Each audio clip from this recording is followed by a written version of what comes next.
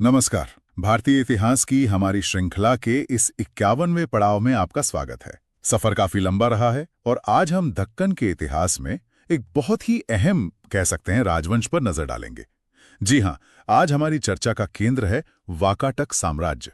ये वो राजवंश था जो सातवाहनों के बाद दक्कन में उभरा और उत्तर में जो शक्तिशाली गुप्त साम्राज्य था, ठीक उनके समय में ही ये भी थे। और देखिए, जो श्रोता प्रतियोगी परीक्षाओं की तैयारी कर रहे हैं जैसे यूपीएससी, राज्य PSC, PCS, SSC, NDA, CDS वगैरह, उनके लिए वाकाटकों को समझना बहुत जरूरी है। अक्सर सवाल आते हैं इनसे। तो हमारा इरादा यही है कि इस चर्चा से वो सभी जरूरी तथ्य और विश्लेषण सामने आए जो परीक्षा के लिए काम के हों। आप इसे ऐसे समझ सकते हैं जैसे क्लास में शिक्षक जरूरी बिंदुओं पर नोट्स बनाने में मदद करते हैं, है ना? बिल्कुल। तो चलिए इस दिलचस्प राजवंश के उदय, उनकी उपलब्धियों और आखिर में उनके पतन की कहानी को परत दर परत समझते हैं। बिल्कुल सही कहा आपने। वाकाटकों का जिक्र कई बार ऐसा होता है कि गुप्तों की जो भव्यता है उसके सामने थोड़ा फीका पड़ जाता है। हाँ, ऐसा लगता है जैसे वो बस गुप्तों के सहायक या समकालीन थे, उससे ज्यादा कुछ नहीं। लेकिन ऐसा नहीं है। दक्कन के राजनीतिक, सांस्कृतिक और धार्मिक इतिहास को अगर हम देखें तो वाकाटकों की अपनी एक बिल्कुल अलग और बेहद महत्वपूर्ण पहचान है। अच्छा। हाँ, उनके जो अभिलेख मिलते हैं, उनकी कला और खासतौर पर अजंता की गुफाएं, उनमें उनका जो योगदान है वो हमें उस दौर की एक गहरी, एक जीती जागती तस्वीर दिखाता है। तो आज हम इन्हीं स्रोतों के आधार पर इन्हीं स्रोतों के आधार पर वाकाटकों की पूरी कहानी, उनके शुरुआती दिनों से लेकर उनके अंत तक समझने की कोशिश करेंगे। बहुत बढ़िया। तो सबसे पहले यही समझते हैं कि ये वाकाटक थे कौन, मतलब कहाँ से आए थे ये लोग। इनकी उत्पत्ति को लेकर तो काफी अलग अलग मत हैं शायद। हाँ, ये सवाल थोड़ा बहस का विषय रहा है इतिहासकारों के बीच। कुछ मानते हैं कि वो दक्कन के ही थे, यहीं के मूल निवासी। अच्छा। वहीं कुछ पुराणों में उन्हें विंध्यक कहा गया है। इससे ये अंदाजा लगता है कि शायद उनका संबंध विंध्य क्षेत्र से रहा हो। विंध्य पर्वत वाला इलाका। हाँ, बिल्कुल। और एक तीसरा मत भी है जो उन्हें बुंदेलखंड में वाकाटक नाम की जगह से जोड़ता है। लेकिन जो बात उनके अपने अभिलेखों से साफ होती है वो ये कि वे विष्णु वृद्ध गोत्र के ब्राह्मण थे। ये उनकी सामाजिक पृष्ठभूमि को समझने के लिए एक महत्वपूर्ण कड़ी है। और हमें ये सब पता कहाँ से चलता है, मतलब जानकारी के स्रोत क्या हैं? कौन से सबसे भरोसेमंद माने जाते हैं? देखिए, स्रोत कई तरह के हैं। सबसे महत्वपूर्ण तो है उनके अपने जारी किए हुए 30 से ज्यादा ताम्रपत्र अभिलेख। 30 से ज्यादा काफी हैं ये तो। हाँ, काफी हैं। जैसे अजंता की गुफा संख्या 16 में मिला अभिलेख है, या फिर वाशिम से मिले ताम्रपत्र हैं। ये सीधे शाही दस्तावेज हैं। राजाओं, उनके वंश, उनके दान, शासन, इन सब के बारे में बताते हैं। ठीक है। पुराणों में जैसा मैंने कहा विंध्य शक्ति का नाम आता है। फिर पुरातात्विक साक्ष्य है, खासकर अजंता की गुफाएं। वो तो जैसे जीती जागती कहानी कहती हैं उनकी कला और धर्म के बारे में। हाँ, अजंता का नाम तो वाकाटकों के साथ जुड़ा ही हुआ है। बिल्कुल। और कुछ साहित्यिक ग्रंथों में भी, जैसे बाणभट्ट का हर्षचरित है या दंडी का दश कुमार चरित, उनमें भी कहीं कहीं वाकाटकों का जिक्र आता है। और हाँ, एनसीईआरटी जैसी मानक किताबें भी दक्कन के इतिहास में उनके महत्व को बताती ही हैं। चलिए अब शासकों पर आते हैं। इस वंश की नींव किसने डाली, मतलब शुरुआत किसने की? नींव रखने का श्रेय जाता है विंध्य शक्ति को। इनका शासनकाल करीब 250 से 270 ईस्वी के आसपास माना जाता है। विंध्य शक्ति। हाँ, लेकिन अगर हम कहें कि वंश को असल में स्थापित किसने किया, उसे एक साम्राज्य का रूप किसने दिया, तो वो थे विंध्य शक्ति के बेटे प्रवरसेन प्रथम। अच्छा, प्रवरसेन प्रथम। जी, उनका शासनकाल लंबा था, करीब 270 से 330 ईस्वी तक। और प्रवरसेन प्रथम सिर्फ एक विजेता ही नहीं थे जिन्होंने साम्राज्य फैलाया, बल्कि उन्होंने सम्राट की उपाधि भी ली थी। सम्राट? ये तो बड़ी उपाधि है। हाँ, उस समय उत्तर भारत के शासक भी आमतौर पर ये उपाधि नहीं लेते थे, तो ये उनकी बढ़ती ताकत और महत्वाकांक्षा का साफ संकेत है। प्रवरसेन प्रथम के बाद एक बड़ा दिलचस्प मोड़ आता है कहानी में। उनका जो विशाल साम्राज्य था वो बट गया, शायद उनके 4 बेटों के बीच। 4 बेटों में? हाँ, ऐसा अनुमान है। हालांकि इतिहास हमें मुख्य रूप से 2 शाखाओं के बारे में ही ज्यादा साफ जानकारी देता है। एक थी मुख्य शाखा, जिसने पहले नंदीवर्धन, ये नागपुर के पास है, और बाद में प्रवरपुर से शासन किया। इसे हम प्रवरपुर, नंदीवर्धन या पूर्वी शाखा कह सकते हैं। ठीक है, पूर्वी शाखा। और दूसरी महत्वपूर्ण शाखा थी वत्सगुल्म शाखा।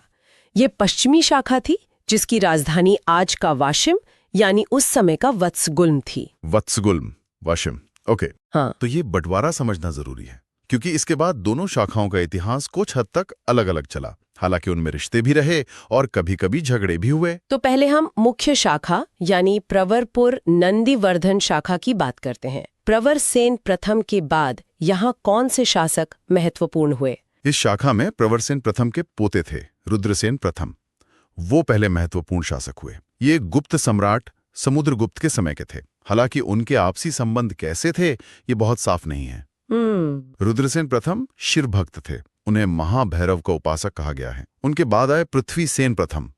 इनका समय वाकाटक शक्ति के लिए काफी अच्छा माना जाता है। अच्छा, कैसे? ऐसा कहा जाता है कि उन्होंने गुप्तों के साथ काफी दोस्ताना संबंध बनाए रखे और यही दोस्ती आगे चलकर एक बहुत महत्वपूर्ण शादी के रिश्ते में बदली। हाँ, वो प्रभावती गुप्त वाला मामला। बिल्कुल, वहीं से कहानी और भी रोचक हो जाती है। पृथ्वीसेन प्रथम के बेटे थे रुद्रसेन द्वितीय। इनकी शादी हुई गुप्त सम्राट चंद्रगुप्त द्वितीय विक्रमादित्य की बेटी प्रभावती गुप्त से। ये तो मतलब एक तरह का पावर अलायंस था। बिल्कुल, ये सिर्फ शादी नहीं थी, ये दक्कन और उत्तर भारत की दो बड़ी ताकतों के बीच एक रणनीतिक गठबंधन था। इसके दो बड़े महत्व थे।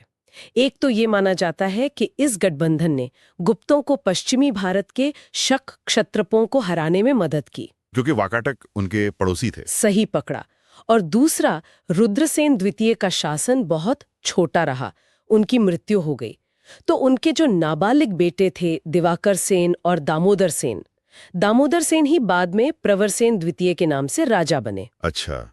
तो इन बेटों की संरक्षिका बनकर प्रभावती गुप्त ने करीब 20 साल तक शासन किया, लगभग 390 से 410 ईस्वी तक। 20 साल? एक महिला शासिका के तौर पर उस जमाने में। हाँ, ये भारतीय इतिहास में एक बहुत ही असाधारण उदाहरण है, खासकर उस युग में।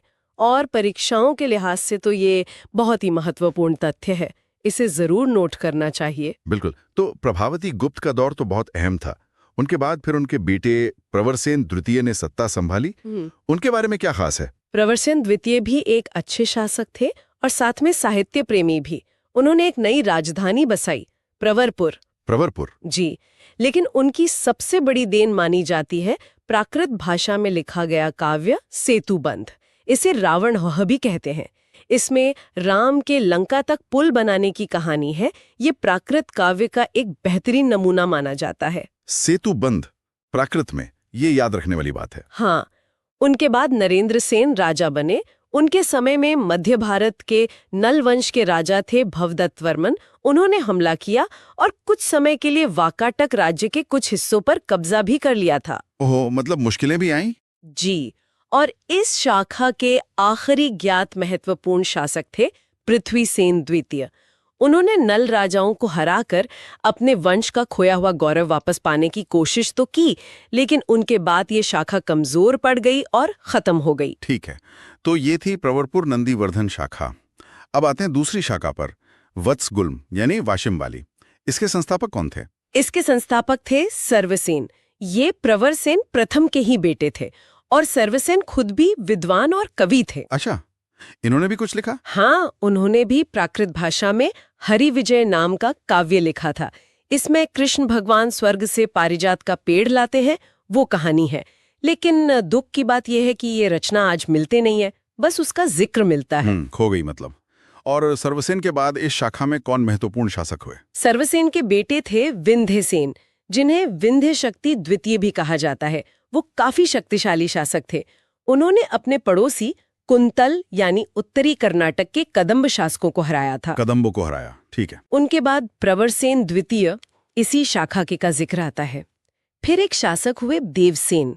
उनके बारे में कहा जाता है कि वो शासन का काम अपने एक योग्य मंत्री हस्तिभोज पर छोड़कर खुद कह सकते हैं ऐशो आराम में ज्यादा रहते थे। अच्छा, मंत्री के भरोसे राजपाट। हाँ, कुछ ऐसा ही। और फिर आते हैं इस शाखा के सबसे शक्तिशाली और शायद सबसे प्रसिद्ध शासक हरिसेन। इनका नाम तो बार बार अजंता के साथ जुड़ता है। बिल्कुल सही। हरिसेन, जिनका समय लगभग 475 से 500 ईस्वी का है, वो न सिर्फ वत्सगुल्म शाखा के बल्कि शायद पूरे वाकाटक वंश के आखिरी महान सम्राट थे। आखिरी महान सम्राट? जी हाँ। ऐसा लगता है कि उन्होंने वाकाटक की दोनों प्रमुख शाखाओं को फिर से एक कर लिया था। वो एक महान विजेता थे। उनके एक मंत्री थे वराहदेव। उनका अजंता की गुफा 16 में एक शिलालेख है। हाँ, उसका जिक्र आता है। उसमें हरिशेन की विजयों का लंबा ब्यौरा है। कुंतल, अवंती यानी मालवा, कलिंग यानी ओडिशा, कोसल, छत्तीसगढ़, त्रिकूट, उत्तरी कोंकण, लाट, दक्षिणी गुजरात और आंध्र, इन सब पर विजय का जिक्र है। अरे बाप रे, ये तो बहुत बड़ा इलाका हो गया। हाँ, इससे पता चलता है कि उनके समय में वाकाटक साम्राज्य अपने चरम पर था। लेकिन हरिशेन का महत्व सिर्फ जीत तक ही नहीं है, वो कला और स्थापत्य के भी महान संरक्षक थे। अजंता वाला मामला? बिल्कुल, अजंता की कई शानदार गुफाएं, खासकर गुफा संख्या 16, 17 और 19 और उनमें बने वो अद्भुत चित्र, वो उन्हीं के शासनकाल की देन माने जाते हैं। ये गुफाएं बौद्ध कला का शिखर है और हरिशेन का संरक्षण इसमें बहुत बड़ा कारण था। आपने पहले रुद्रसेन द्वितीय और प्रभावती गुप्त की शादी का जिक्र किया था। क्या वाकाटकों ने और भी ऐसे महत्वपूर्ण वैवाहिक गठबंधन किए थे? इनका राजनीतिक महत्व क्या था उस समय? हाँ, देखिए, प्राचीन और मध्यकालीन भारत में शादियां अक्सर कूटनीति का एक अहम हिस्सा होती थीं। हाँ, ये तो होता था। प्रभावती गुप्त वाला गठबंधन तो सबसे महत्वपूर्ण था ही। उसने गुप्त वाकाटक संबंधों को एक नई दिशा दी और शायद शकों को हराने में भी मदद की। इसके अलावा प्रवरसेन प्रथम ने अपने बेटे गौतमी पुत्र की शादी भारशिव नाग वंश के राजा भवनाग की बेटी से की थी। ये नाग लोग मध्य भारत में शक्तिशाली थे, तो ये गठबंधन भी जरूर रणनीतिक रहा होगा। नागों के साथ बाद में जैसा हमने देखा, नल राजाओं से तो झगड़ा हुआ, लेकिन दूसरे पड़ोसियों जैसे कदम्बों के साथ भी शादी के रिश्ते बने। नरेंद्र सेन, प्रवरपुर नंदीवर्धन शाखा वाले, की शादी कदम्ब राजकुमारी अजित भट्टारिका से हुई थी। अच्छा, कदम्बों से भी? हाँ, इसी तरह विष्णुकुंडिन राजवंश के साथ भी उनके संबंधों का जिक्र है। तो ये सब गठबंधन क्षेत्रीय शक्ति संतुलन बनाने, शांति रखने और कभी-कभी फौजी मदद हासिल करने के लिए बहुत महत्वपूर्ण होते थे। चलिए अब थोड़ा धर्म की तरफ आते हैं। आपने शुरू में बताया कि ये ब्राह्मण थे, तो क्या ये एकदम कट्टर ब्राह्मणवादी शासक थे या दूसरे धर्मों को भी जगह मिली? देखिए, वो ब्राह्मण धर्म के अनुयायी तो थे ही, इसमें कोई शक नहीं, और उन्होंने वैदिक परंपराओं को काफी बढ़ावा भी दिया। प्रवरसेन प्रथम का 4 अश्वमेध यज्ञ करना, 4? हाँ, 4, और दूसरे कई वैदिक यज्ञ करना, ये इसी बात का सबूत है। ये यज्ञ उनकी सम्राट वाली हैसियत और ब्राह्मण धर्म के प्रति उनकी निष्ठा दोनों को दिखाते थे। सही बात है। शासकों में अलग अलग भगवानों की पूजा होती थी। जैसे रुद्रसेन प्रथम और प्रवरसेन द्वितीय शैव थे, शिवजी के भक्त, तो वहीं पृथ्वीसेन द्वितीय जैसे कुछ शासक वैष्णव थे, विष्णु भगवान के भक्त। उनके अभिलेखों में शिव और विष्णु दोनों का जिक्र मिलता है। तो शैव भी थे, वैष्णव भी थे। हाँ, लेकिन यहाँ ये समझना जरूरी है कि ब्राह्मण धर्म को मानने के बावजूद वाकाटक शासक, खासकर बाद के शासक जैसे हरिशेन, दूसरे धर्मों के प्रति काफी सहिष्णु थे। अच्छा। बल्कि उन्होंने तो सक्रिय रूप से संरक्षण भी दिया। इसका सबसे बड़ा उदाहरण है बौद्ध धर्म। हरिशेन के समय में अजंता में बौद्ध गुफाओं यानी विहार और चैत्य का बड़े पैमाने पर निर्माण हुआ, जहां बौद्ध भिक्षु रहते थे और पूजा करते थे। बिल्कुल। और इन गुफाओं की दीवारों पर जो जातक कथाओं और बुद्ध के जीवन के अद्भुत चित्र बने हैं, वो वाकाटक काल की कला और उनके धार्मिक उदारता दोनों के गवाह हैं।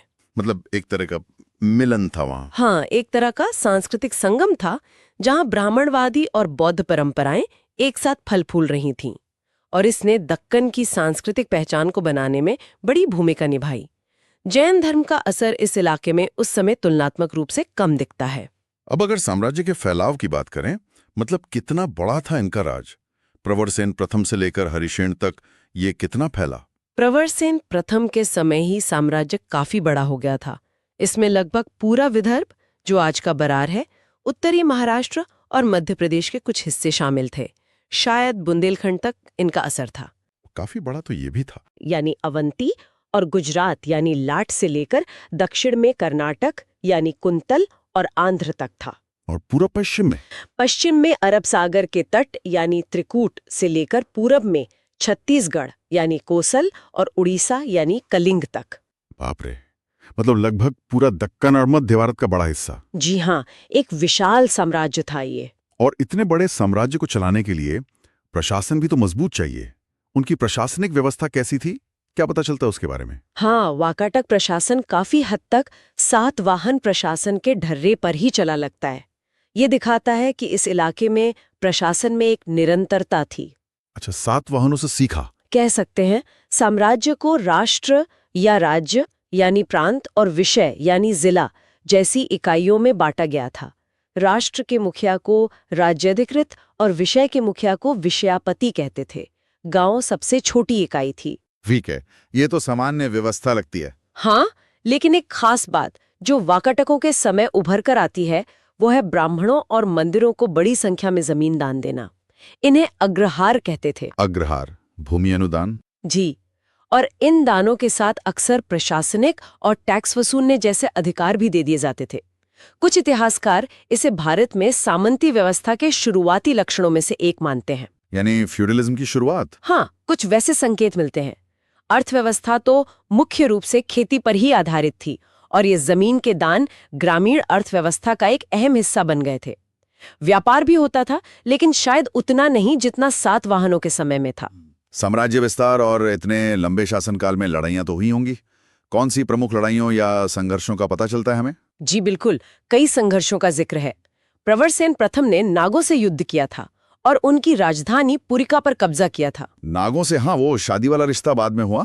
हाँ, फिर वत्सगुल्म शाखा के विंध्यसेन ने कदम्बों को हराया था। पृथ्वीसेन प्रथम के बारे में कहा जाता है कि उन्होंने गुप्तों को शकों के खिलाफ मदद की थी। हालांकि ये मदद कैसी थी ये साफ नहीं है। ठीक है। बाद में नल वंश के राजा भवदत्त वर्मन ने वाकाटक राज्य पर हमला किया, जिसका सामना नरेंद्र सेन और पृथ्वीसेन द्वितीय को करना पड़ा। वो नल वाला आक्रमण, हाँ। और फिर हरीशसेन के तो बड़े बड़े विजय अभियानों का जिक्र है ही, जिन्होंने वाकाटक सत्ता को बुलंदी पर पहुंचाया। लेकिन अक्सर यही होता है कि जो शक्ति शिखर पर पहुंचती है उसका पतन भी होता है। हरिशेन की मौत जो करीब 500 ईस्वी में हुई, उसके बाद वाकाटक साम्राज्य बड़ी तेजी से बिखर गया। ऐसा क्यों हुआ?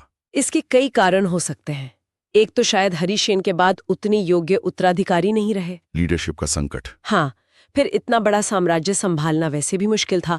हो सकता है हरिशसेन के युद्धों से राज्य के संसाधन खत्म हो गए हों। अंदरूनी झगड़े और सामंतों का ज्यादा ताकतवर हो जाना भी एक कारण हो सकता है। और बाहरी हमले? बाहरी हमलों का खतरा भी था। उत्तर भारत में हुणों की उथल पुथल मची हुई थी, उसका असर शायद दक्कन पर भी पड़ा हो। फिर क्षेत्रीय ताकतें जैसे त्रिकुटक, कलचुरी, विष्णुकुंडिन और खासकर बादामी के चालुक्य उभर रहे थे। चालुक्य? हाँ, वो तो बाद में बड़े शक्तिशाली हुए। जी, तो ऐसा लगता है कि हरिशसेन के तुरंत बाद ही उनके अधीन जो शासक थे वो आजाद हो गए और लगभग 510-520 ईस्वी तक वाकाटक वंश का पूरी तरह अंत हो गया। उनके इलाकों पर इन्हीं नई ताकतों, खासकर चालुक्यों का कब्जा हो गया। तो ये कहानी का अंत था। हाँ, ये सातवाहनों के पतन के बाद दक्कन में जो राजनीतिक बिखराव का दौर चला था, उसी की एक कड़ी थी। युद्ध और राजनीति के अलावा वाकाटकों का साहित्यिक योगदान भी कम नहीं था। आपने सेतुबंध और हरि विजय का जिक्र किया था। हाँ, ये दो रचनाएं तो बहुत महत्वपूर्ण हैं। प्रवरसेन द्वितीय का सेतुबंध महाराष्ट्रीय प्राकृत का एक बहुत ही माना हुआ काव्य है। बाद के संस्कृत के बड़े विद्वानों जैसे दंडी और आनंदवर्धन ने भी इसकी तारीफ की है। अच्छा। और सर्वसेन का हरि विजय भले ही आज खो गया है, लेकिन उसका जिक्र मिलना ये बताता है कि वत्सगुल्म शाखा के शासक भी साहित्य प्रेमी थे। और इसके अलावा भी कुछ था साहित्य में? इसके साथ ही वाकाटक काल को संस्कृत काव्य की एक खास शैली वैदर्भी रीति के विकास और उसकी बुलंदी से भी जोड़ा जाता है। वैदर्भी रीति ये क्या है? ये काव्य लिखने का एक तरीका था जो अपनी साफ सुथरी भाषा, मिठास और आसानी से समझ आने वाले अर्थ के लिए जाना जाता था। ऐसा माना जाता है कि महाकवि कालिदास, जो गुप्त काल के थे और जिनका वाकाटकों से भी शायद कुछ संबंध रहा हो सकता है प्रभावती गुप्त के समय दूत बनकर आए हों। हाँ, ये संभावना जताई जाती है। तो उनकी रचनाओं पर भी वैदर्भी रीति का असर दिखता है। तो साहित्यिक शैली के विकास में भी वाकाटकों का योगदान रहा। और अगर हम कला को भी एक भाषा माने, हाँ, अजंता के चित्र। बिल्कुल, अजंता के चित्र तो जैसे बौद्ध जातक कथाओं और बुद्ध के जीवन की घटनाओं के म्यूट दृश्य ग्रंथ है। बिना शब्दों के भी बहुत कुछ कह जाते हैं। और अंत में कला और वास्तुकला, जिसकी बात बार बार आई है, खासकर अजंता। क्या हम कह सकते हैं कि ये वाकाटकों की सबसे स्थायी विरासत है? बिना किसी शक के। वाकाटक खासतौर पर हरिशेन और उनके मंत्री अजंता की गुफाओं के महान संरक्षक थे। गुफा संख्या 16 का शिलालेख तो साफ साफ कहता है कि हरिशेन के मंत्री वराहदेव ने उसे बौद्ध संघ को दान दिया था। अच्छा, सीधा उल्लेख है। हाँ, गुफा 17 जिसे राशि चक्र गुफा भी कहते हैं और गुफा 19 जो एक बहुत सुंदर चैत्य गुफा है, वो भी इसी समय की मानी जाती हैं। इन गुफाओं की बनावट, मूर्तियां और सबसे बढ़कर उनके भित्ति चित्र, मतलब दीवारों पर बने रंगीन चित्र, वो भारतीय कला के सबसे बेहतरीन नमूनों में से हैं। उनमें जो मानवीय भावनाएं दिखाई गई हैं, रंगों का इस्तेमाल, बारीक काम, वो सब अद्भुत है। उनसे उस समय के समाज के बारे में भी पता चलता होगा। बिल्कुल। उन चित्रों से हमें उस समय के समाज, पहनावे, रीति रिवाजों की भी झलक मिलती है। और वाकाटक कला का असर बाद के दक्कन की कला जैसे एलोरा और एलिफेंटा की गुफाओं पर भी साफ साफ देखा जा सकता है। अगर समाज पर एक नजर डालें संक्षेप में। समाज, जैसा हमने भूमि अनुदानों से अंदाजा लगाया, एक वर्ण आधारित ऊंच नीच वाला समाज था, जिसमें ब्राह्मणों का खास सम्मान था। लेकिन प्रभावती गुप्त जैसी ताकतवर महिला शासिका का होना ये भी दिखाता है कि राज परिवार या ऊंचे तबके की महिलाओं के लिए मौके थे, भले ही ये आम बात न हो। ठीक है। अर्थव्यवस्था मुख्य रूप से खेती पर आधारित थी और भूमि अनुदान इसमें अहम भूमिका निभा रहे थे। प्रवरपुर जैसे कुछ शहर भी थे, लेकिन समाज ज्यादातर ग्रामीण था। और धार्मिक सहिष्णुता, जैसा हमने देखा, समाज का एक महत्वपूर्ण पहलू थी, जहां अलग अलग मतों के लोग साथ रह रहे थे। बहुत ही विस्तृत और रोचक जानकारी मिली। मुझे लगता है कि हमारे श्रोताओं को वाकाटकों के बारे में एक काफी साफ तस्वीर मिल गई होगी। अब जैसा कि हमने शुरू में कहा था, परीक्षा की तैयारी करने वाले श्रोताओं के लिए आइए कुछ सबसे महत्वपूर्ण तथ्यों को जल्दी से दोहरा लेते हैं। ये वो बिंदु हैं जिन्हें नोट किया जा सकता है। हाँ, ये जरूरी है। उत्पत्ति शायद दक्कन या विंध्य क्षेत्र से, ब्राह्मण थे, विष्णुवृत्त गोत्र। संस्थापक विंध्य शक्ति, लगभग 250-270 ईस्वी। वास्तविक संस्थापक, सबसे महान शुरुआती शासक, प्रवरसेन प्रथम, लगभग 270 से 330 ईस्वी। सम्राट की उपाधि ली और 4 अश्वमेध यज्ञ किए। प्रमुख शाखाएं प्रवरपुर नंदीवर्धन, राजधानी नंदीवर्धन प्रवरपुर, और वत्सगुल्म, राजधानी वत्सगुल्म वाशीम। ये 2 शाखाएं याद रखनी है। महत्वपूर्ण शासक प्रवरपुर नंदीवर्धन वाले रुद्रसेन प्रथम, पृथ्वीसेन प्रथम, रुद्रसेन द्वितीय, जिनका विवाह प्रभावती गुप्त से हुआ। फिर प्रभावती गुप्त, जिन्होंने संरक्षिका के तौर पर करीब 20 साल राज किया, और प्रवरसेन द्वितीय, शासक और सेतुबंध काव्य के लेखक। वत्सकुल्म वाले सर्वसेन, हरिविजय के लेखक विंध्यसेन और हरिशेन, जो अंतिम महान शासक थे, साम्राज्य फैलाया और अजंता के संरक्षक थे। हरिशेन का नाम अजंता के साथ जरूर याद रखें। प्रमुख गठबंधन गुप्तों के साथ रुद्रसेन द्वितीय और चंद्रगुप्त द्वितीय की बेटी प्रभावती गुप्त की शादी। धार्मिक नीति मुख्य रूप से ब्राह्मण धर्म, शैव और वैष्णव दोनों, लेकिन बौद्ध धर्म को भी महत्वपूर्ण संरक्षण दिया, खासकर हरिशेन ने अजंता में। साहित्य सेतुबंध, प्राकृत काव्य प्रवरसेन द्वितीय, हरिविजय, प्राकृत काव्य सर्वसेन, अब मिलता नहीं। और संस्कृत की वैदर्भी रीति शैली का विकास। कला अजंता गुफाओं के महान संरक्षक, खासकर गुफा 16, 17, 19 हरिशेन के समय के। अद्भुत भित्तिचित्र और वास्तुकला। पतन लगभग 510-520 ईस्वी में। हरिशेन के बाद अंदरूनी झगड़े, बाहरी हमले और क्षेत्रीय ताकतों जैसे चालुक्य का उदय। बहुत अच्छा सारांश है ये।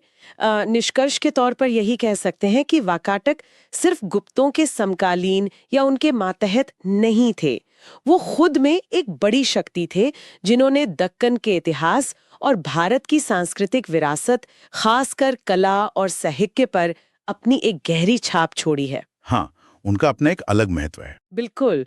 उनका अध्ययन हमें ये भी याद दिलाता है कि भारत का इतिहास सिर्फ उत्तर भारत के बड़े साम्राज्यों का ही इतिहास नहीं है, क्षेत्रीय शक्तियों की भी अपनी एक महत्वपूर्ण और शानदार कहानी है। बिल्कुल सही कहा।